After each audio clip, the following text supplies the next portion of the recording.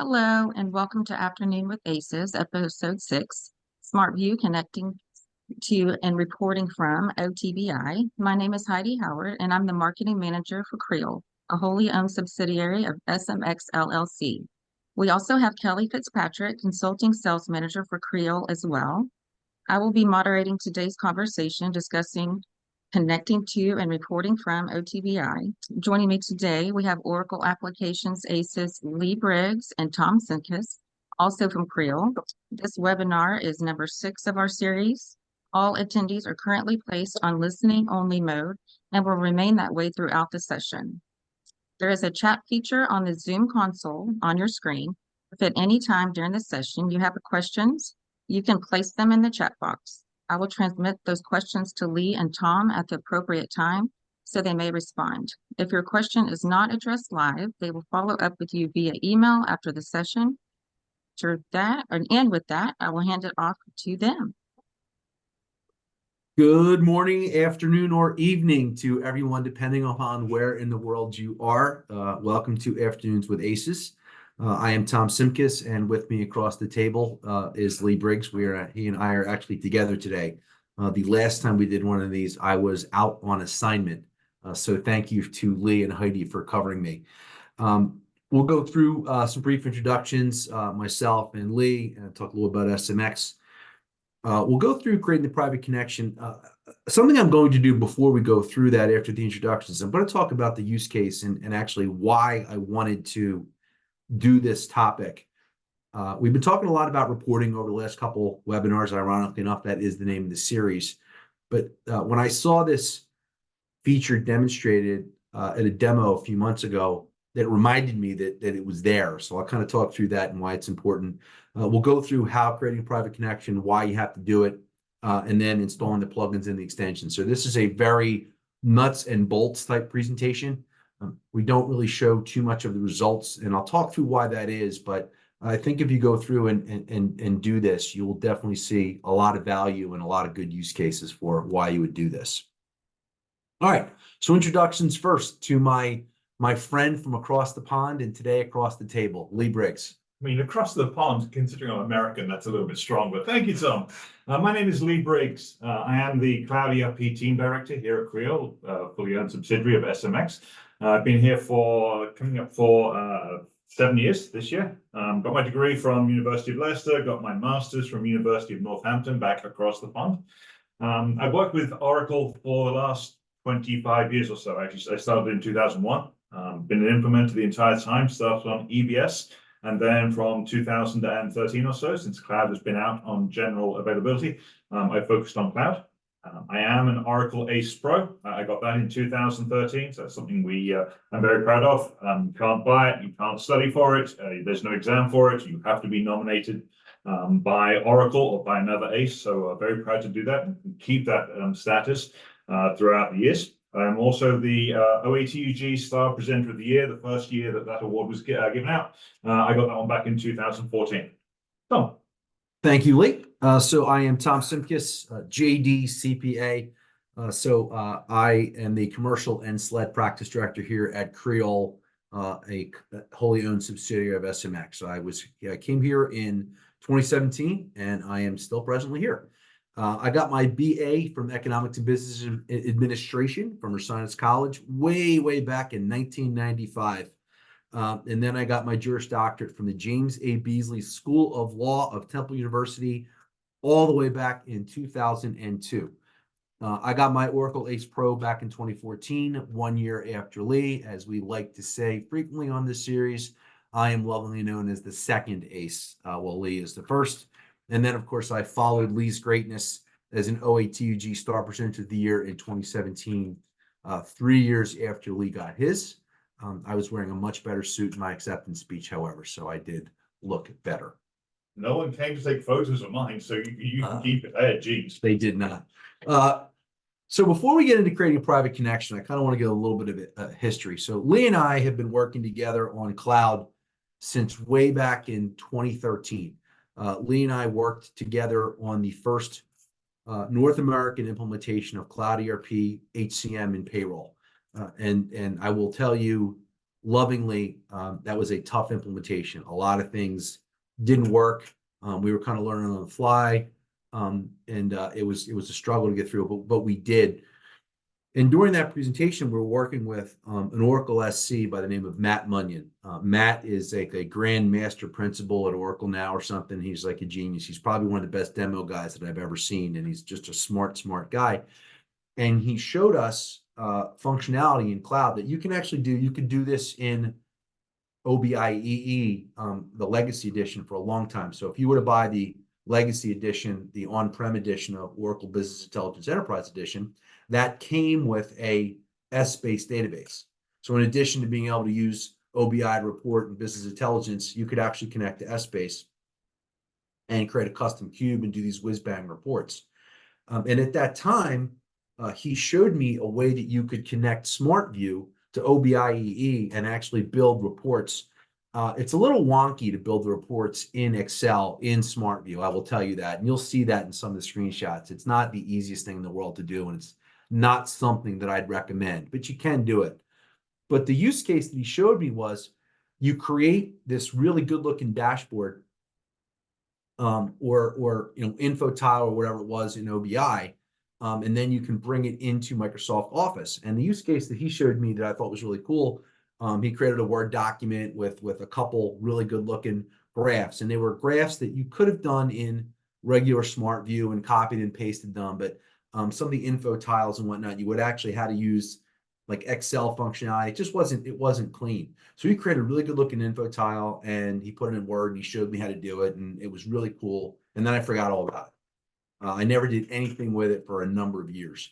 And then I was down in North Carolina, I want to say about 9 months ago, when Lee and I were coming up with the idea for this series. And another Oracle SC, and I do not remember her name, but she was doing HCM. And she brought up this whiz-bang dashboard, and it looked really good. And they had built it in Oracle Analytics, and it was great. And it was super impressive.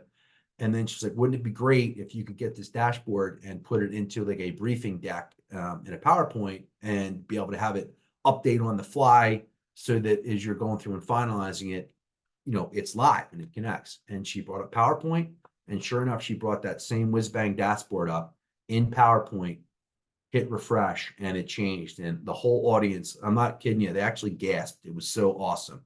So I was like, where did you build that from? Like, how did you do that? She's like, oh, I just did it through SmartView. I'm like, what are you talking about? Like, there's no cube that connects to HCM. Like unless there's like new functionality. It's like, oh, no. I built this in OTBI and I can pull it in using SmartView. And I was like, oh my God, I hadn't looked at it. And so I kind of went back and I've done it. And I will tell you, not only from demo perspective, just from a briefing book perspective, it is really powerful. Now, if you've got narrative reporting, if you're running Oracle and you're using EPM, you're doing narrative reporting, this isn't going to be as cool because a lot of the things that you can do, you can use narrative reporting and you can use docklets and do all this kind of stuff. But if you don't have EPM, if you're looking to put together a good briefing book, this is really a good use case. And you can put those briefing books together in Cloud ERP. And those briefing books can include, SmartView materials and Excel spreadsheets that you load onto, the cloud environment. And you can create a PowerPoint and you can load that into the cloud environment, right? That does work. So you can put a briefing book together using those reports, and the functionality is there. So with that kind of background, I'm going to go through the steps of creating a private connection. As I said at the start of this is a relatively short session. And it's very tactical. This is very meat and bones. I'm going to go through this and I'll try to talk through it as slowly as possible. But if I go too quick and there's something I say that doesn't make sense, please do feel free to jump in and interrupt. And later I will try to address your questions. All right. So why a private connection? Well, it allows you to save multiple connections. And I will tell you that I frequently use private connections, especially when I'm on site at a client and I'm connecting between test and I'm connecting between prod.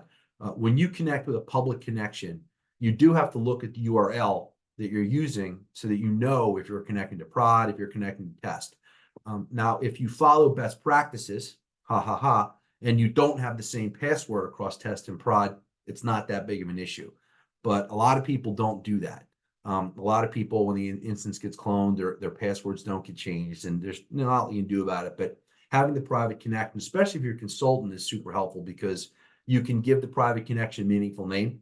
And you can also indicate not only, what instance you're connecting to, but also what cube. Say, Tom, what are you talking about? Well, when you connect to SmartView, whether it's in Excel or whether it is in PowerPoint or Word, on your initial connection, you can pick the cube that you want to connect to. So you can connect to a budgetary controls cube. You connect to your general ledger cube. There are also cubes out there for project accounting. There's cubes out there for cash management. There's actually a cube out there for fixed assets that you can do now. So you can give those cubes a name and understand where you're connecting, and it really does save you some time. But the kind of key here is at the bottom. If you want to connect to OTBI, you have to create a private connection. You don't have a choice. If you don't create a private connection, it doesn't work. All right, so with that background, let's go through the steps to actually do it. So first thing you want to do is you're going to want to launch Excel and open a blank workbook. This presupposes, by the way, that you already have SmartView installed. If you don't have SmartView installed, we showed you how to do that 1 or 2 sessions ago. So I think it might have been session 4 or 5. Lee was kind enough to show you how to install SmartView.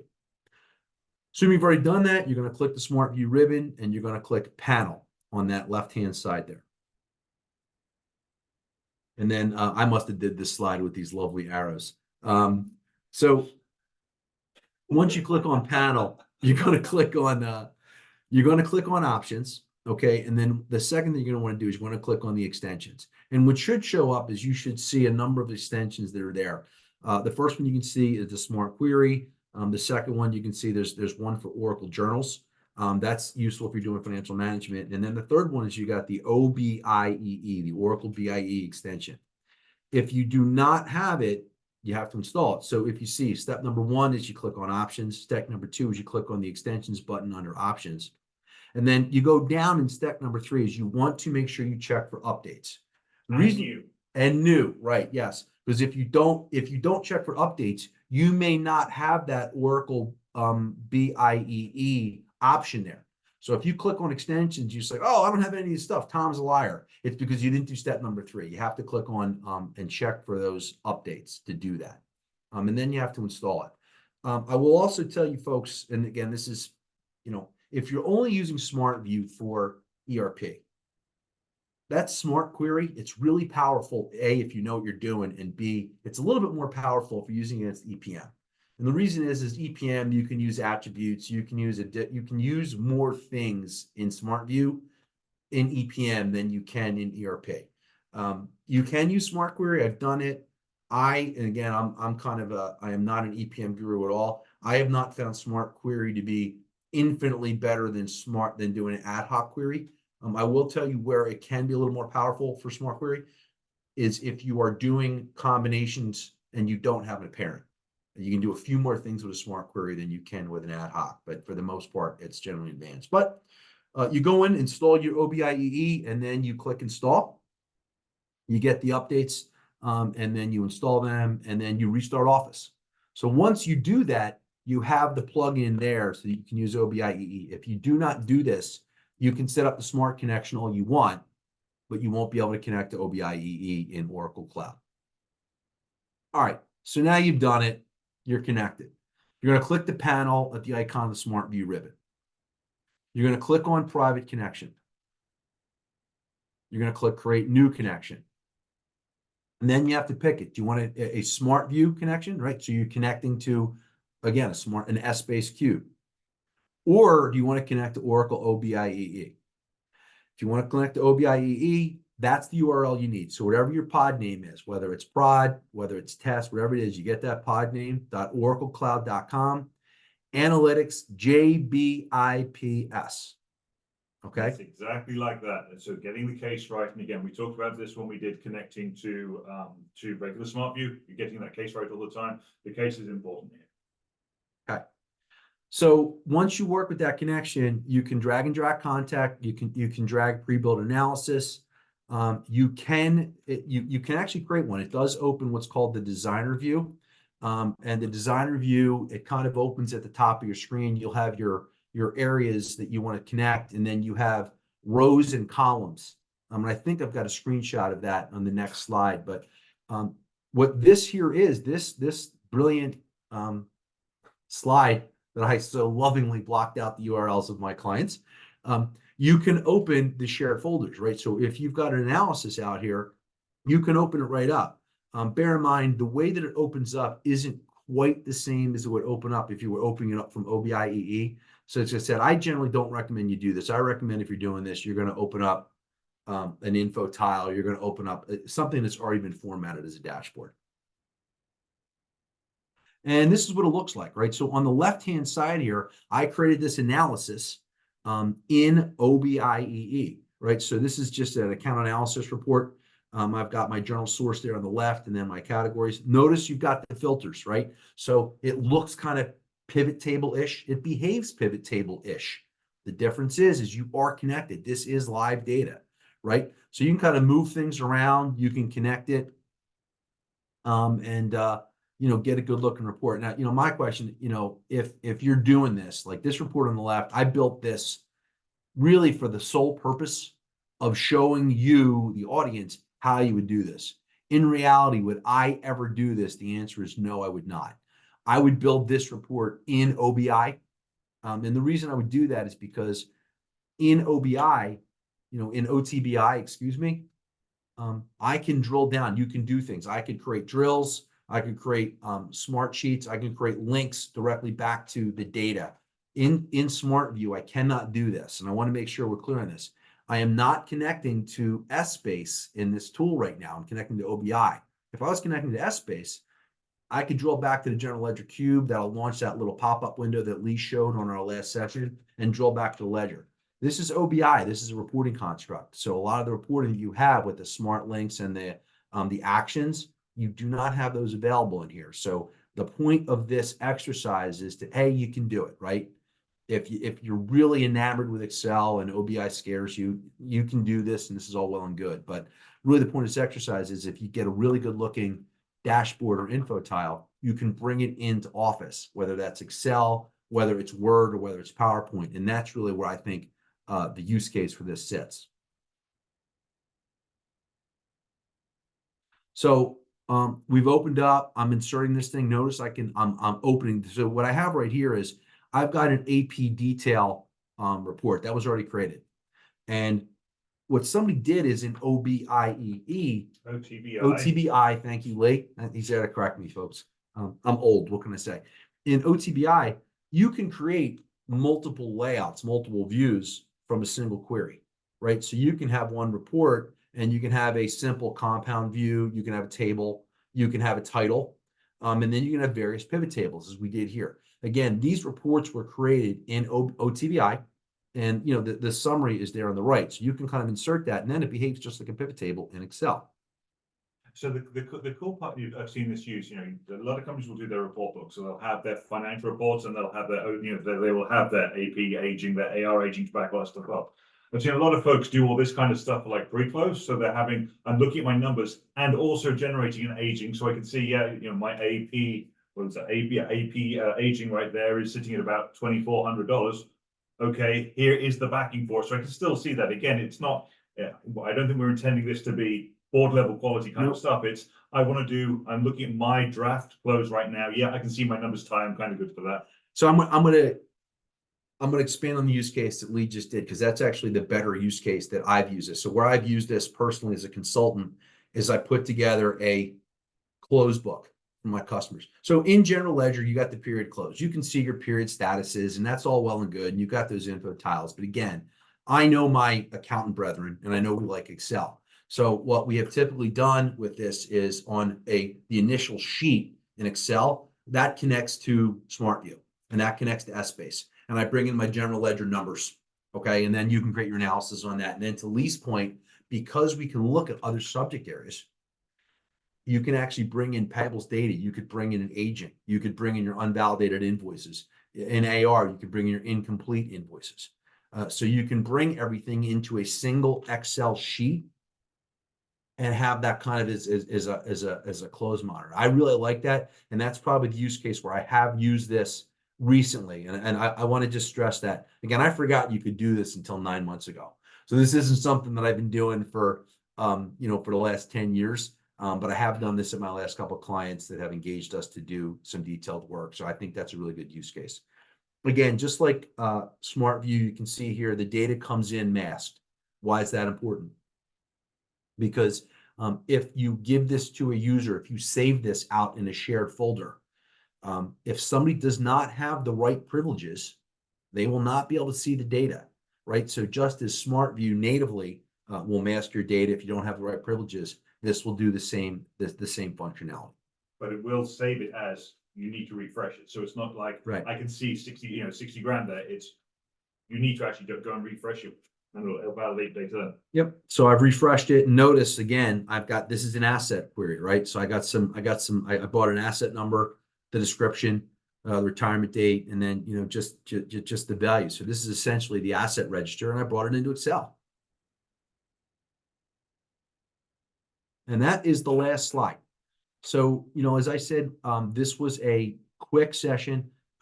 We have a lot of time, folks. We're only 20 minutes in. If there's questions, if you want to talk about how to do it, if you want to go back and see a different slide, please let us know.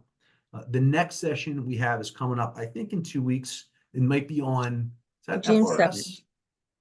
I'm not sure what the topic is, though. It's balance sheet and income statement, I think. I believe it is. I'll confirm that. Tom, if you look at questions, I won't get the next sessions for us. You got it. So Luke's going to bring that up. I'm not seeing any questions so far. I guess that means I either did an exceptionally good job, people are shy, or we have an inattentive audience. But we'll give folks a few more minutes. And the next session. So yes, and this is the last session around SmartView. For a while, then we're going to be going on to FRS, so Financial Reporting Studio. Looking at, we're going to start with the basics, so building a trial balance, which isn't going to be the most, it's not going to be the most, the greatest case there, but at least gets, kind of shows the tool before we start getting into the, kind of getting those reports a little bit more complicated. Yep. And so I'll give another comment just while people are maybe formulating questions. When Lee and I started this series, it was really near and dear to our heart. And one of the clients that inspired us to start this series is actually on this call.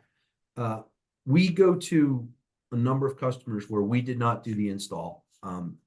And the number of customers that I have that are running Oracle Cloud that are getting their reports from an Excel data dump, really, it staggers me. They'll either run a standard trial balance or, they'll use a SmartView dump, and they just dump the data into Excel, and they use Excel and they format it to get, relatively good looking financial statements, but they're still in Excel. And, the other thing that kind of inspired us to do this, Lee and I went to the OTBI Ascend conference last year. And it's a great conference, by the way. It's coming up in Las Vegas. Creel is hosting an event. If you haven't registered, you plan to go, and please do that. But there's a number of third-party tools that are out there, and they're good tools. I'm not going to name any of them. I'm not going to impugn any of them. They all have their roles, and they do good things. But what our goal is make sure that you can use all the tools that you get when you own Oracle. And that includes SmartView. It includes FRS. FRS is a really good tool. It really is. You can build really solid boardroom quality reports using FRS. And the nice part about FRS is if you know FRS and ERP, you know it in EPM, right? You know it in EPM, and you can learn it. And then obviously you're helped in EPM because you got narrative reporting and you got some additional tools and capabilities. I will say, if there are no questions, I'll give a little plug. Or OETUG's Insight magazine for the spring of 2024 was just released about 2 weeks ago. And Lee and I do have an article in there about this exact topic. It's about advanced reporting and how you use advanced reporting in Oracle Cloud. So if you're a member of the OETUG, please go on and click on that article, and you guys can review it. And it's a lot of the stuff that Lee and I have gone over already, and a lot of stuff that we'll be going over in future sessions. With that, well, Tom, can I just also give a quick plug? I know we have several public sector, state and local people joining us today. And if you're going to be at GFOA next month, we will be there and we would love to see you. We'll reach out with an invitation to our co-hosted event with Oracle as well. Thank you, Kelly. I appreciate Yep. that. So I am not seeing any questions. I guess I did a great job, or the topic was I don't know if it was too interesting or not interesting enough. But Heidi, if you're not seeing any questions, I do not. I do not. Yes. So yes, the next episode will be June 7th, and an invitation will come next week. So look for that. And that's all I have. So if there's no All other right. questions, then I guess we're good to go. And I hope everyone has a great weekend. And we'll see you on Thanks, June 7th. everybody. Okay. Bye. Thank you.